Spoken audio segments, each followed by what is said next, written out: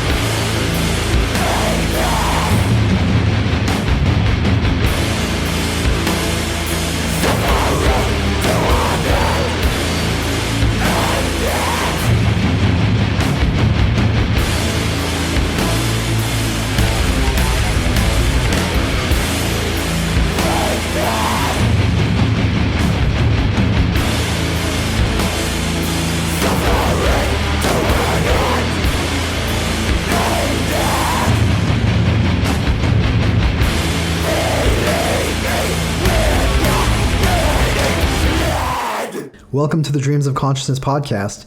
If you'd be so kind, would the two of you mind introducing yourselves? Hey, I'm Dave Suzuki. Ray McCaffrey Of Churchburn. What's going on?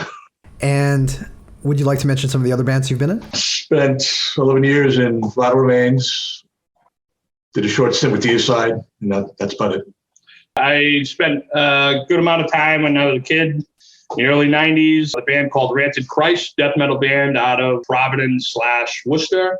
Then a good amount of time, a doom metal project called Sin of Angels for about 9 years.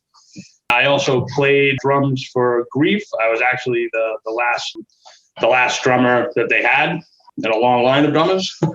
And now I'm here in Churchburn. Excellent. And how would you describe Churchburn? What kind of music would you say Churchburn makes? I mean, we don't have any set, I would say we don't have a set goal of what to make, but as long as it has a certain feel to it, a certain ominous feel to it, we don't go into the writing process saying, all right, we need to make sure it sounds like this or that.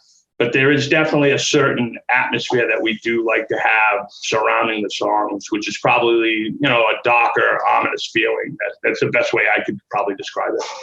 Yeah, I mean, I spent so many years playing a really brutal, fast style of death metal. I just wanted to slow it down and create something more crushing and dark and heavy, like early 90s doom death metal bands like My Dying Bride, like Winter, it just... Something that you didn't have to really think about too much, but just more feel, a certain feel to it. That when you turned it on, you knew it was a Churchburn. You know it's a Churchburn song. And am I correct in saying that the two of you are the founders of Churchburn? Correct. Yeah. And how did the two of you meet? Oh man, I mean, I met Dave years and years and years ago when he first came from Las Vegas when he joined Vital Remains. I think I met him at my old band Rancid Christ and Vital Remains used to share a space in Attleboro. When Dave came, I met him there, and we just kind of always stayed in touch, or we're around the same shows. Yeah. Just always were real friendly and hung out. And this is going in 1996 was when I moved here, so it's been a while, man. I mean, it was more like it was just kind of a kindred friendship, with our love of music, but silly shit too. And what led the two of you to decide to found a project together and to play music together?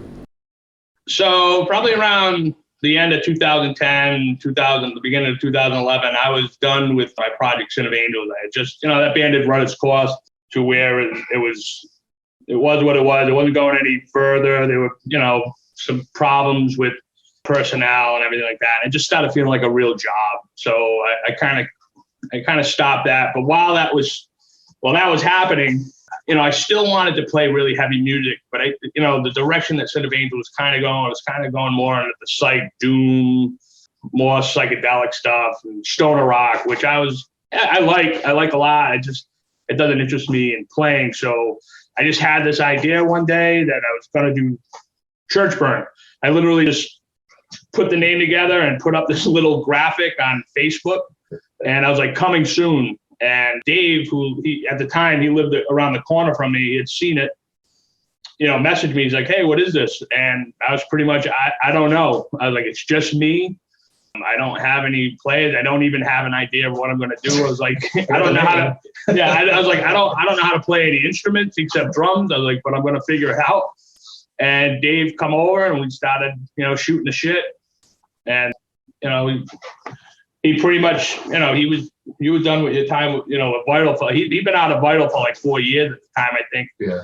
And, he was ready to play something, or at least, pick it back up again. Yeah, pick it back up again. And we both talked about what we wanted to do. We didn't want it to be complicated. We didn't want, we wanted it to be fun, but we had a certain, like you said before, we really loved the really heaviness of doom with the death angle, and just really simple kind of in your face, but still keep it kind of beautiful and melodic when it could, but just really something you didn't have to think about, but at the same time crush it, And we just started talking in 2011, and he came over with his guitar, and at the time I had my drum set up in my living room, and we just kind of messed around with riffs. It actually took a little while to kind of get something, something kind of going. Like not going, but like, we had so many ideas or so many, we were just, messing around. That initial get together, it was probably 6 months of just kind of floating ideas around. Sorry, Dave, did you want to say something or?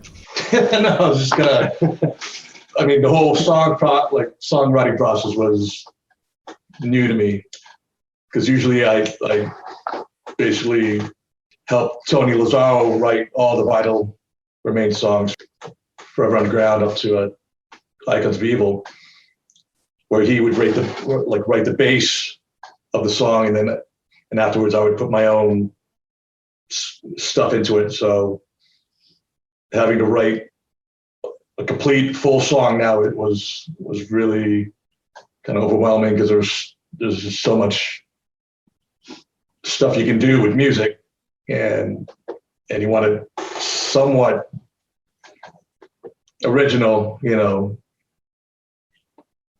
so it did take a while to kind of figure out that process of writing riffs and putting them all together. It's still hard today. I really hate it, but but the stuff that we do, that we've already written, and I'm proud of the stuff that we've done, but it's a tedious process as we're going through it. Oh, the reason too, sometimes that there's some lengths between releases, because we're picky about and I don't want to say we're picky about what we write, but it takes a while for us to, we'll sit on something and think about it, and we'll rewrite it, or it has to be perfect for us. Sorry, just to clarify what you said, Dave, when you said that the process is difficult, is it just the possibilities of where the song can go? Is that what makes it difficult? Well, I think for me, the difficult thing is writing a riff. I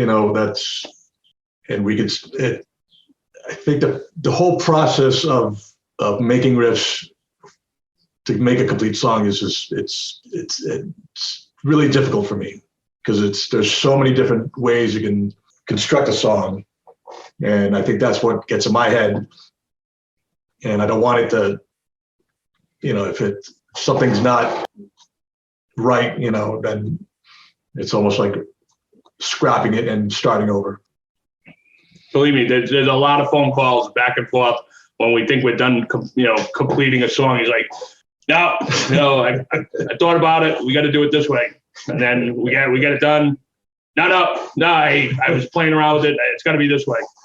So I think it's just the process. I think it's just the process of, like I said, I think, it's got to be perfect. We're trying to come up with our own spin of a song, if that's, you try not to take from other bands as much, or ideas and stuff that you've already heard, but it's so difficult not to do that these days. So that's why. Now, do songs typically start with riffs for you guys? Is the riff the starting point? Yeah, we fuck around. There's some ideas usually that, we always have like a bunch of ideas in the tank, from either a year ago, 2 years ago, when we first started, something we revisit, or usually when we stop practicing, we'll start jamming on something that, either Dave or Timmy or Derek has, and we'll just jam on that for like 10, 15 minutes and be like, let's kind of put that in the tank, and then we'll revisit it when we're writing. Sometimes we remember it, sometimes we don't. We try to record everything that we do, but sometimes it doesn't work out that way. Yeah, if it sticks, if you remember it like an hour later, then it's something we can revisit. But if not, then it's like, where'd that go? It's gone. Do a lot of your songs start with jams? Yeah. A lot of the songs that you hear, they weren't like premeditated. Like, I had this the song written. They start with just kind of jamming out on a few riffs here and there, and then seeing what kind of goes together. And Yeah, I think a lot of it, we stumble on to something. We'll just have, I guess, we'll be jamming around, and by accident, something will come up, and that all of us are in sync for that one or 2 seconds or whatever of music, and then we start focusing on that little accident. And I think that's a lot of it comes from that, just like really out of the blue parts, that Timmy's really actually good with that.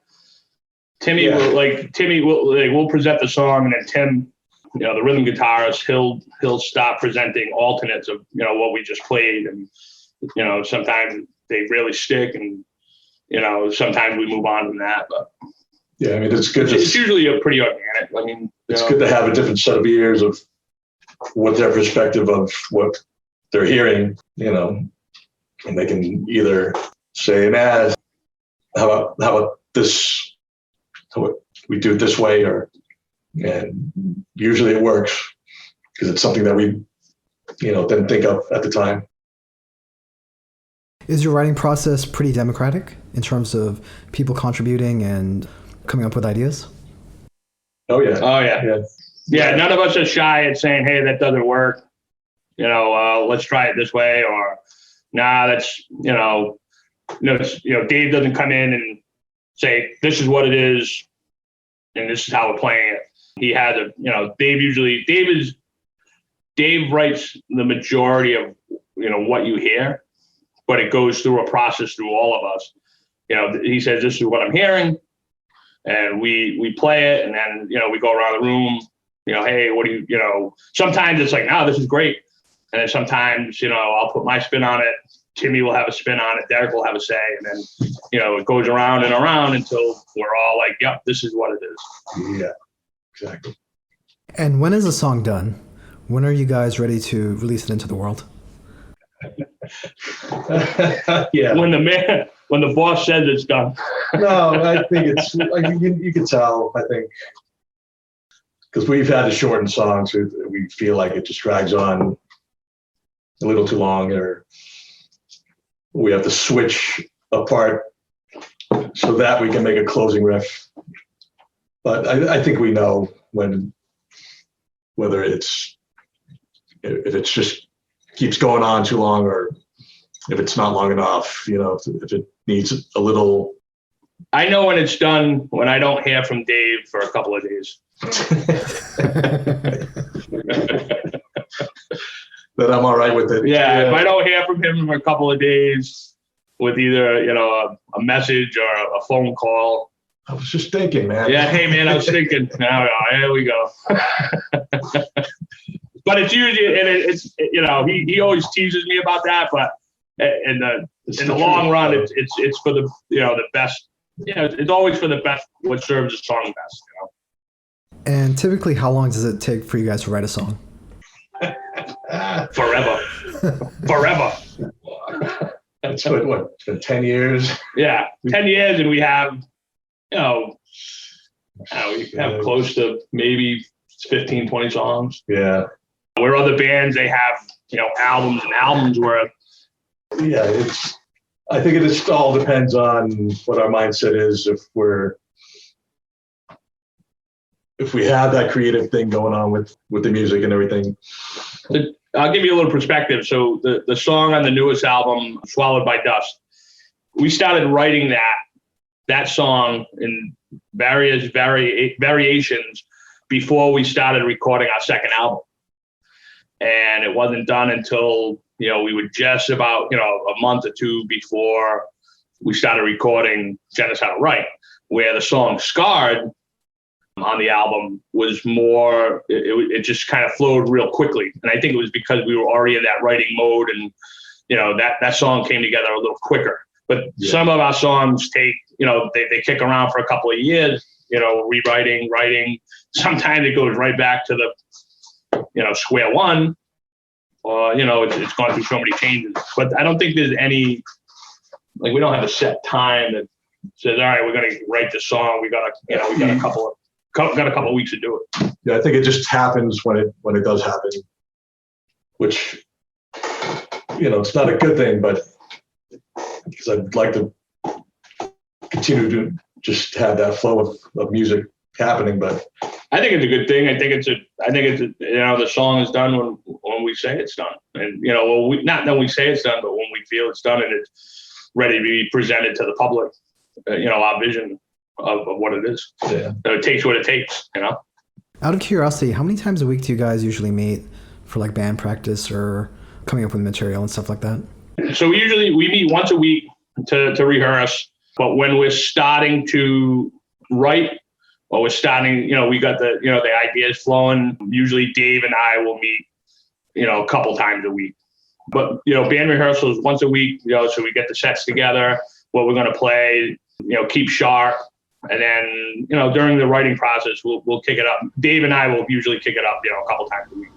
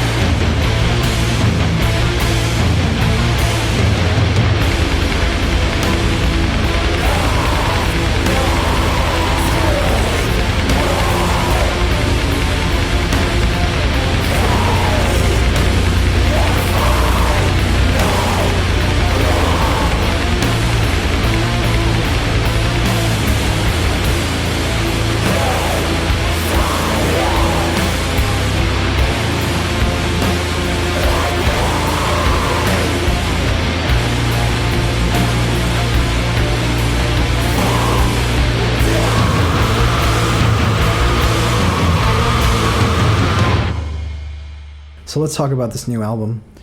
On November 5th, Genocidal Rite was released through Translation Loss. We spoke a lot about your songwriting process and how songs come together. Can you tell me just a little bit about this specific album and what your intentions were going into it and how this album came together? Like Swallowed by Dust, Genocidal, they were older songs that we've had for a longer period of time. They don't sound anything how they were when we first started writing it. Basically, in January 2020, I had to go back to Vegas because my father was dying. And after he passed away, January 16th, I came back with a different mindset with everything in life. Everything changed. And as for the songs that we had, I wasn't happy with them. And I told Ray, I was like, we gotta do something. We gotta sit down and kind of take the songs apart and put them back together. And that happened. It happened quickly, right? When that was happening. So from like February until we went into the studio, it was only a few months. And we had all that material basically rewritten, and for the better, I think. I think it definitely needed the changes. When Dave called me, I think we had spoke even before he got back from Vegas, and he's like, "Hey man, some of these songs, I'm not kind of happy with." And I agreed. I said, "Yeah, when we're playing them, I kind of don't get that vibe." We were both kind of on the same page, but we hadn't talked about it yet because obviously things were going on in Dave's life. But we were getting close to that ready to record stage, and there were certain things that I wasn't happy with. David called me, he said things he wasn't happy with. So during the lockdown, the lockdown, COVID lockdown, Timmy and Derek weren't really available to get to practice. So me and Dave, we would just get together, and it was easier. There's only two of us in the practice space, so we could stay apart, etc. And we just kind of, one by one deconstructed the songs and, put them back together the way that we heard them, and then presented them, when it was time to get together with the other two guys. We said, "Hey, surprise." We rewrote most of the songs and we showed them to Timmy and Derek. And then Timmy and Derek had some ideas and some input, and they went through a couple more changes. And Swallowed by Dust and Genocidal Rite came together as what you hear on the album right now. Yeah. If you could compare this album to the previous two, what would you say makes it different? The changes in mentality that you described, how did that affect the way this album sounds? I think this album is more aggressive.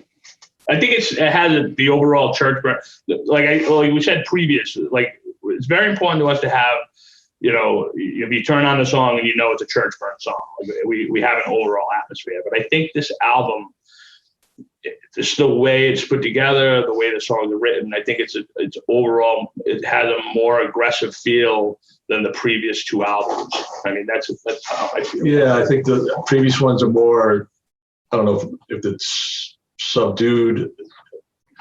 I think Hymns of Misery, I think, is a little bit more darker. It has a darker edge to it because of some of the sounds on the album. I feel that's a little bit more darker. The first album, I think, is like more of an introduction. Hey, this is who we are. Primitive writing, the first outing. But I think Genocidal Rite, how this stands out is just it's really more aggressive. Like there's more of an attack on the songs compared to the other two.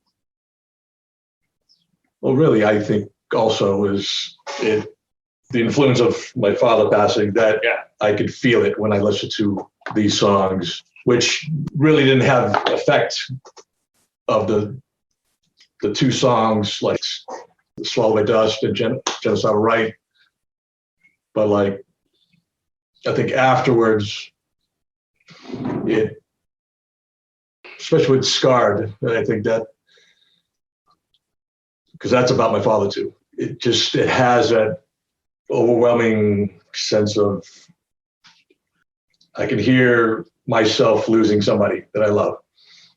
Yeah, it's in this definitely a album. personal song.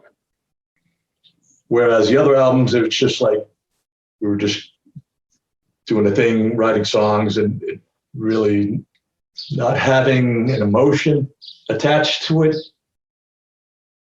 Well, I think there were some emotions attached to it, emotion to the song, but a different emotion. Like this definitely had a different emotion for you. Yeah, it just Attached. it's a heavier album for me. I don't know musically, but musically this album is more, it's maybe ferocious. It's less doomy, and yeah, it's hard to fucking explain. Yeah, I think, the other two songs were written, and gone through rewrites, and with Dave coming back, definitely have a different mindset. But when Scar came together, I remember when we were writing that, they came together quick because of just the raw emotions that were in the room at the time, with Dave just, losing his dad, and even in the studio, recording that song, there was just a different sense of raw emotions compared to the previous album. The previous albums definitely had some feelings of what the songs were and what we wanted, but it definitely different, a different atmosphere. Mm-hmm. Would you say that this album is a little bit more immediate than the previous two? A little bit. I'm sorry. What was it? More immediate in terms of the way it hits the listener. I know it's hard for you guys to get into the head of someone who isn't part of the process, but that's kind of what it sounds like to me. It's more immediate. Yeah. It's more like in your face, or yeah, like kind of like it hits you a little bit faster. Like it's more. Yeah, I think it's more. I think it's a little bit more aggressive. I think we took a more aggressive stance on how to present this album. Yeah, because like before, like when we first started, we're like, we don't want to do any blast beats. We don't like, or any like fast beats or whatever, But as time wore on, it just kind of crept back in. We wanted to, experiment a little bit more with it, and to kind of change it up a little bit, kind of, so it kind of speak to the bands that, we're not just a slow band. We can do this stuff, and we thought it was. I don't want to say, hey, okay, it's time to flip on the switch, but I think during the writing, we were like, all right, let's show a little bit more of our writing style, that we can still present a heavy as fuck, doomy feel, but we can throw in this little spice of aggression into it, and I think that's what the aggression just kind of seeped into all the songs.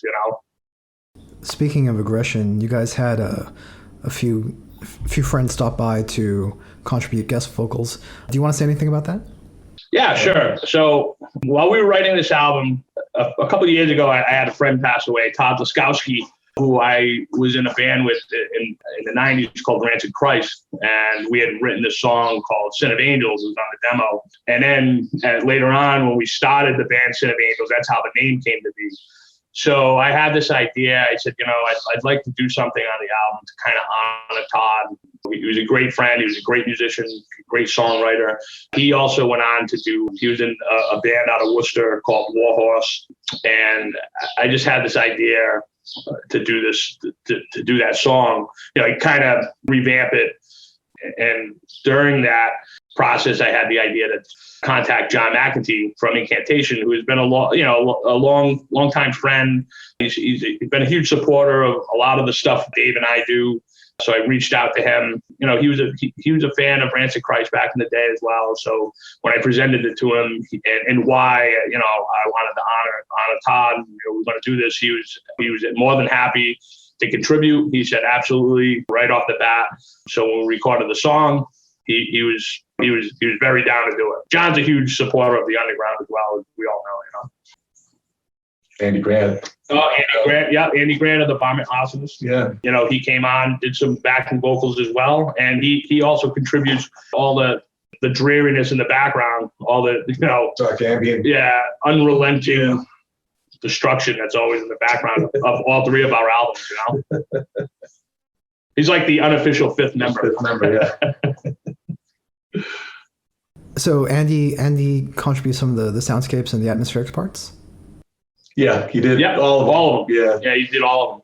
He basically, we gave him the songs, and then he basically made a soundtrack for every song that we did, regardless if we used it or just used. That's what we did. We would use it where we needed his input in our songs. Yeah, Andy will always show up with, like, we'll give him a copy of the album, or at least all the songs, and he'll come up with the whole album worth from start to finish. It's not like pieces. He'll be like, hey, this is what I hear in the album, and it's a whole, it's a whole piece along with the album. What we do is we sit down and we take pieces where we need them.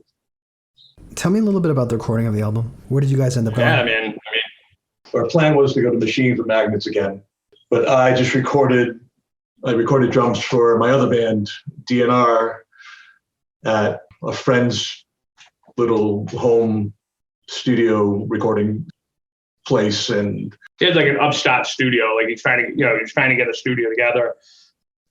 And he went out, it's not like a, little 4-track. He's got all the bells and whistles of, a major studio. It's something he was throwing his hat into. Yeah. David called me and said, hey, I'm doing this thing with DNR. And I was like, yeah, send me, it first started out as, hey, maybe we can get pre-production out of this before we go into Machines. And I was like, yeah, man, send me what you got from the DNR sessions. And, Dave would send me stuff. And I'm like, yeah, it sounds good. It sounds it sounded demo-ish. And I'm like, yeah, it's kind of cool. And then as it went on, he would send me more of the DNR sessions, and they were getting better. They were getting better, a lot better. And so Dave and I sat down. His name's James Gazerro. Jamie Gazerro. Yep, Jamie Gazerro. The studio. The last skateboarder in Attleboro. But he had an upstart studio, and Dave, was like, hey, I think we could get some pre-production, like really good pre-production out of this before we go to Machines. And I was like, you know what? I think it's a great idea. And so we talked to Jamie. He was psyched about doing it. And this album is only his second thing, not even album, like the second recording he's ever done. So as we go in, we start getting sounds the first day. We're going to do drums, and things are sounding great. I was like, wow, this is fantastic. And Dave came in, started laying down guitar tracks, and things started really, really sounding really good. So we had the idea. I had reached out to Machines at the time, and I said, hey, listen, we got a friend that's going to do, kind of like a pre-pro of the song. They said, but if, we got a good recording, could it be possible that we could bring it to mix? And they were, Machines was like, yeah, absolutely. Seth Manchester, who had engineered our last album, was like, yeah, absolutely, man. And then as we went on, though, we started just hearing sounds that were not like a pre-production studio. Yeah, no. I think Jamie took it upon himself. He studied a lot, watched a lot of YouTube on how to do this, how to do that, how to get this type of sound or what not to do. And so he was doing a lot of homework during our sessions. And every week, because we go there, I think every weekend. We were there every weekend. Like it was, we couldn't record during the week. All of us have major jobs, so we would use the weekends to go and record all our parts, and then fine tune the mixes and stuff like that. And then we did all the mixings on the weekends too. And it was, it just came together. There were some moments where we were like, where there'd be some arguments or there would be some disagreements on what's going on, but it was for the best. Jamie really knocked it out of the park. There was something that he didn't know, or he was, I don't want to say confused about, or he was unsure of. He would go out and study. He would call other engineers. He would, he'd watch videos, and then we got back and he would have an answer. And we were impressed with that we got to the point where I think what we were hearing, I think Dave and I both were like, I think this could be a release quality recording. Yeah. Well, I think also the time that it took to record this album helped with all the parts, all the solos, because basically we only had the music down for the recordings, like all the vocal parts, the solos weren't even a thought yet during these sessions. But having the time it was actually a luxury to have this much time to record an album. Yeah, absolutely. Instead of having a weekend or a week, which I don't think it would have came out The way anything. Yeah, it would have never come out the same way as this album did. Yeah, Jamie was really cool. He was like, it takes as long as it takes. I'm here to, do this. He was very open to the opportunity, and he wanted to do everything in his power to make it perfect. Like I said, when we got to the mixing stage, there was some times where we were like, ooh, maybe this is a little beyond his scope, but he turned it around within a weekend. Like I said, he would call friends that were engineers of his or watch some, go online, watch some videos like for hours and hours. Like he'd record with us and we'd see him the next day. And sometimes he'd be like, I've been up all night just, talking to people and, studying videos. And we're coming in fresh with coffees and pizza, all right, great. But, it did afford us a luxury to really sit down with this album and get it the way we wanted. Yeah. I mean, there's some cool stuff that happened on the album, too. I mean, I remember Dave, I'd pull up to get Dave, and Dave's coming out with a banjo. And I was like, hell no. Like, what? A banjo? Like, hell no. What are we doing here? I was like, what's going on? And Dave would just look at me like he always does and say, hey, don't worry about it. Don't worry about it. It'll be fine. And I'd be like, all right, man. All right. And then, he did that banjo part. And, I don't think a lot of people know that. Yeah, a lot of people don't know that. Yeah, maybe now they will, but. You have to tell me which song it was on because it completely went over my head. Unamendable absence. So yeah. the little interlude. The interludes in the background that sound like a Spanish guitar, right? I using a classical guitar and a banjo on that track. There should have been a picture of my face when Dave came out of his house. I was just like, right? I was like, what are we doing? I was like, we going bluegrass, brother? I was like, what's happening? Like, I know we want to try some different stuff, but, and the EBO. Yeah, Timmy had this little thing called an EBO, which I've never used. that changed. Yeah, he tried fucking around with it at practice, but it didn't work out. The EBO didn't work out.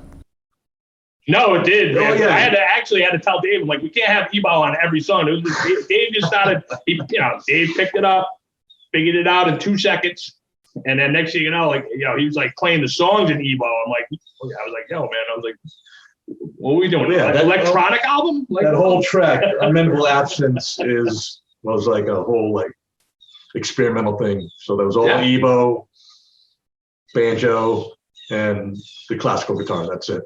So, but it was just a nice added touch of atmosphere. I don't know, that we've never done before.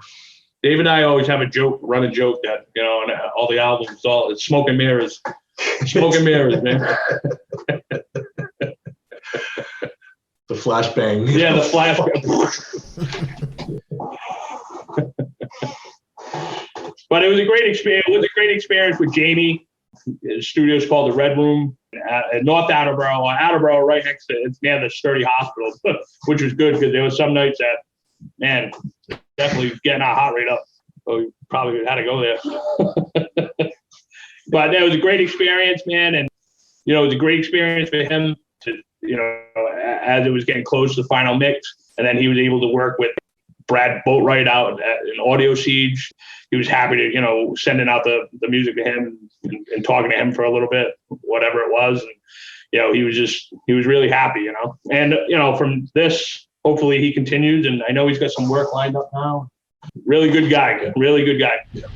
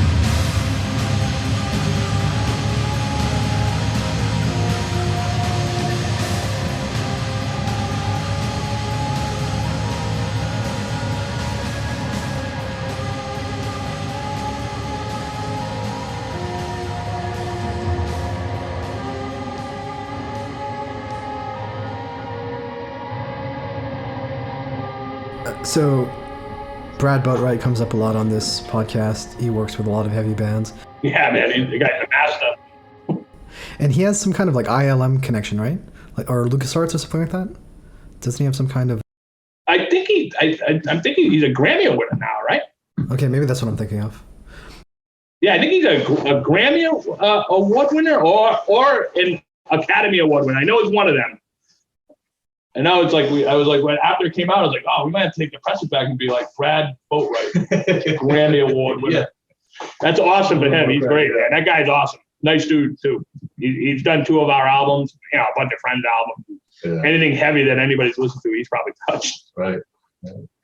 And what would you say he brought to the sound of this album and brought to Churchburn sound? The thickness. Yeah. Yeah. He was able to take what Jamie did and the notes that we sent him and was able to pull out the sound that we were looking for. And he's really easy to work with. He's super nice, and he definitely gets heavy, you know what I'm saying? And the thing that's cool is as long as you give him, clarity and clear notes, and he'll come through. Like the first album we did with him, which was None Shall Live, he did it in one pass. Like usually, you got a couple passes. Like we got the first pass back from him on that album, and Dave, who was like picky, really picky. Like I was waiting for calls from Dave. Like, all right, this isn't it. We got to do this. He called me. He was like, "Oh man, I love it." I was like, "Wow, that's awesome." And he was able to get that in one pass. This one, it took 2 passes, and there was just some. And the only reason I think there was just some logistic errors on our part, not being clear on certain things. But he sent the second pass back, and it was perfect. And he was able to round out the sound of what we were looking for. Really bring out the heaviness of the drums and tone and stuff. Mm. And this is your first album for Translation Lost, right? Correct. Yeah. How did they get involved with the release? So Drew and I had been talking for a little while. He was interested in doing the second album with us, but we had already committed to Armageddon Shop, with Ben Barnett from Drop Dead, who's a lifelong friend, huge supporter, one of the greatest guys on earth. Anybody that's familiar with Drop Dead, all them guys are as solid as they come. Ben is a huge supporter and probably a staple in the underground music scene. And he had put out our first 2 albums. So Drew has been a fan. Like, first and foremost, Drew Jurgensen's been a fan of the album and had asked he'd like to get involved. And we were like, well, yeah, that'd be great. But we're already doing something. This is already going out with Ben, and that's the second album, None Shall Live. And he was always like, all right, later on, something happens and I'd really like to be involved. I'm like, all right, that's awesome. So as this got closer and COVID hit, I started talking with Ben, and it was clear that Ben, was in the midst of re-releasing some Drop Dead albums, their new album, a couple other releases, and COVID kind of like put a crunch on everything. I won't say what album, what band it was, but he had just released one of the band on a label, and band can't go on tour, so he's stuck with a plethora of stock. So I had just asked him right out as a friend. I said, "Hey Ben, would it be less of a pain in the ass if you didn't do the record?" And he was like, "It's not a pain in the ass, but," I said, I have other avenues to source." And he's like, "Yeah, man." He kind of gave us the blessing, and I started talking with Drew. Drew was super interested. We got on a call and hammered out some details, and and Drew also contacted Ben to make sure everything was on the up and up. He didn't want to step on any toes because he really respects Ben, and everything worked out the way it did, and here we are. So at the time we're having this conversation, the album has been out for a week. Have you seen the reactions or heard back from people about what they think about the album? Yeah, I've only heard like a few reviews that are mainly positive, that they like the new album. It's always good when you have positive reviews. So far, the album's gotten some pretty positive reviews, which is always good. I haven't seen anything negative yet. I'm sure with everybody, nothing's perfect. It's not a taste for everybody, but so far the album's been very well received, which makes us happy. Do you think it took people a while to come around to what Churchburn was, as opposed to what they expected Churchburn to be, based on Dave's history with Vital Remains? Because I do remember when Churchburn was first announced, there were a lot of people in the underground, especially death metal fans, who were taken aback by the fact that Dave was working on a project that was mostly like death doom or, you know, slow crushing music, as opposed to, you know, the kind of music that he'd been associated with in the past. But do you think at this point, album number 3, like that's gone away and people know more or less what to expect from you guys? That's not you, man. I don't know. I still have friends, like I'm doing solos for like brutal death metal bands this year, and I don't know. It's not something in me to write something like the stuff that I do with Vital, you know, like the fast stuff. I think drumming is one thing. I love playing fast. He's always pushing me faster. Which I'm proud of. Fucking like faster. Well, just in terms of accepting Churchburn for what it is, as opposed to what their expectations may have been in the beginning, like people have come around to, like it's not as much of an issue as it might have been previously. I mean, I think in the beginning, you know, when people started, you know, hearing that Dave, I mean, and there's a lot of people still out there that don't still know that Dave's doing this. Like we get, you know, emails all the time that, oh, I didn't know Dave was doing something, and I thought he was working in a convenience store somewhere. And so in the beginning, there was. I knew he looked familiar. Yeah, right. Yeah. So in the beginning, there was some. There wasn't any pushback. There was a lot of, you know, there were a lot of people that were happy that Dave was still doing something, but there was a small crowd. And when we first sat down and talked about this, I told Dave, I said, you're going to anticipate that for many years you were doing this, and now we're going to do this. So there's going to be a small section of the underground that doesn't get it. And, you know, we still get the emails, or, you know, you'll see on a comment section somewhere of, Dave, come back to death metal. Death metal needs you. Like, death metal's fine. Death metal doesn't need Dave Suzuki. They're fine. Death metal's fine. It's thriving, you know. And he's still doing great work, I believe. I mean, it's a different work than brutal, fast, technical death metal, but he's still shredding where he can. And I think in a more tasteful, in my humble opinion, I think in a more tasteful way. I might be a little biased, but yes. So I think now there's a more acceptance of what we're doing as it gets out more. People are just happy to see that he's playing, or can come see him play, or pick something up where he's playing on. But yes, there's still a small segment of the underground that does, you know, they wish for the old days where Dave was just playing 100 miles an hour, shredding out leads and stuff. But it's never been, I've never noticed it to be like a bum out, you know what I'm saying? I mean, I get it.